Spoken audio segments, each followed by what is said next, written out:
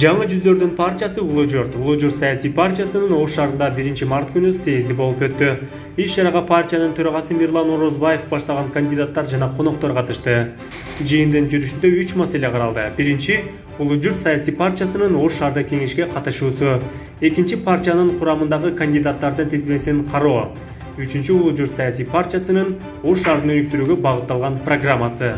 Улуу Журт саясий партиясы Кыргызстандагы 10дон ашык шаарда жергиликтүү кеңештердин шайлоосуна катышып жатат.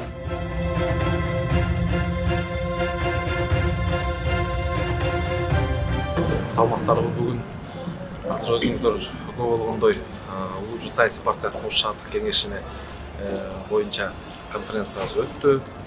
Кудай буйрса, алдыда команда жаштар менен, жаңы жүздөр менен команда чогулуп чыгып баратабыз.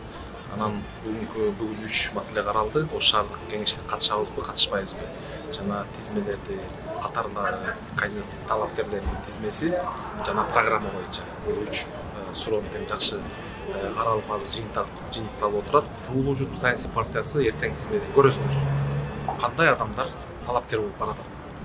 Буга чейинки былтыр эле ушул маалда катышкан партиялардын ичинен ушул партия татыктуу сакталып калды.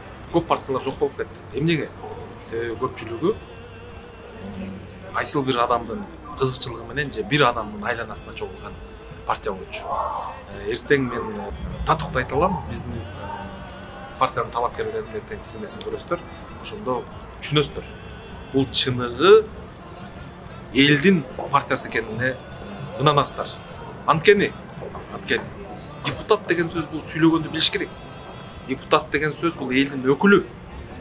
Ошол депутаттар, ошол мэрди дайындап, ошол жердеги ишти контролдогон ошолор болот.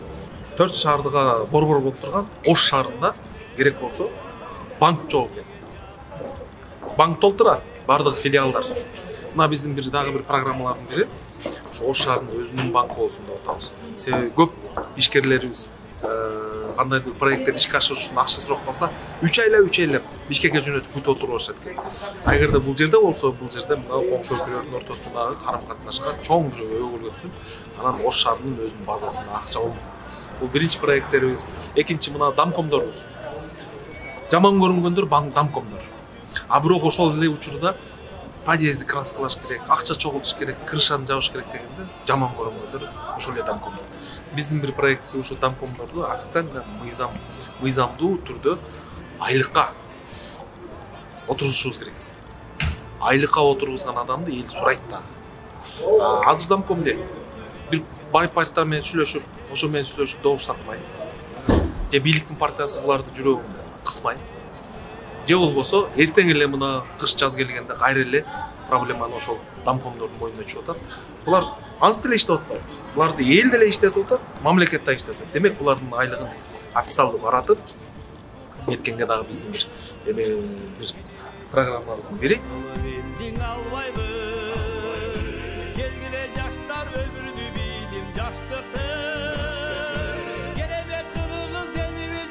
Бүгүн Улуу Журт саясий партиясынын съездин өткөрдүк.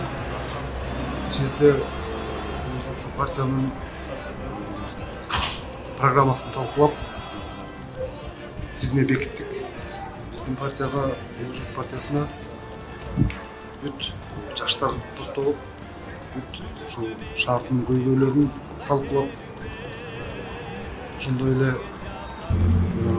мамлекет үчүн жан күйдүргөн команда топтолуп отурабыз азыр. Кудай буйруса, алдыга чоң максаттарды койдук.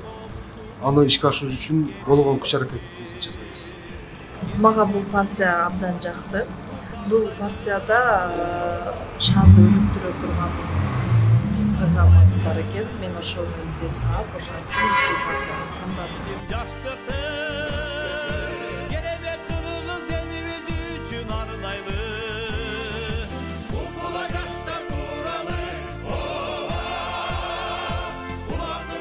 Шайлоо мен таза өтөт деп ойлоп турам. Таза өткөн шайлоодо сөзсүз түрдө таза партиялар алдыга сугулуп чыгат деп ойлоп турам. Эч кандай бир административдик ресурс жок, тааныш билиш, тууган урук жок.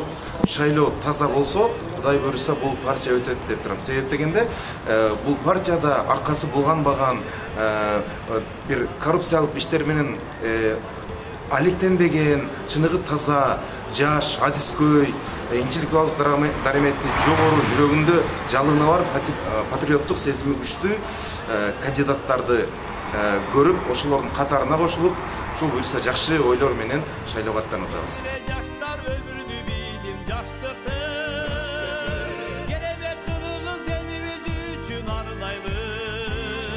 Улуу Жуурт партиясы өзүңөр билгендей жаш партия. Бул партиянын артында спортсмендер же байлар туруп айтат. Бул партиянын артында таянары эл, элге кызмат кылабыз деген үмүттө кетебиз. Кудай калса шаардык ош шаардык кеңешине катыша турган болобуз. Анын көйгөйлөрдү ачык айтып, ачык сүйлөп, ушу көйгөйлөрдү чечкенге аракет кылабыз деп ниетте баратабыз шайлоого. Күн тийген жакка ким кетсин асыл жериңде. Атадан калган алтындан кымбат жер ушул. Бул партия жалын жаштар, амбициялуу жаштар, таза адамдар экен. Ошого өткөн жыл деле катышкан элек, бул жылы дагы командабыз жашарып, дагы амбициялуу жаштар келип калып, ошого кошулуп, Кудай буйруса шаардык кеңешке аттанабыз.